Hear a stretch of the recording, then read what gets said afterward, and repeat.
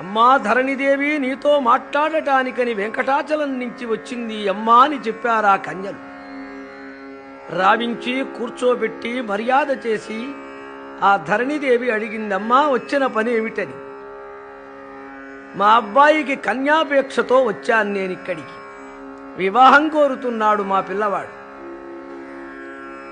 ఎవరమ్మా మీ వారి విశేషాలు సరిగా చెప్పమని అడిగింది ధరణిదేవి. చంద్రవంశం వారిది. తండ్రి వసుదేవుడు, తల్లి దేవకీదేవి, వాసిష్ఠ గోత్రం. వయస్సా 25 సంవత్సరాల పిల్లవాడు. విద్యావంతుడు, ధనవంతుడు, బలవంతుడు. ఎక్కడుంటాడమ్మా, ఏం చెప్పమంటావన్నది ఆ వకుళాదేవి. శ్రీశతపత్ర నేత్ర విలసిల్లు తటిల్లతగా దరస్మిత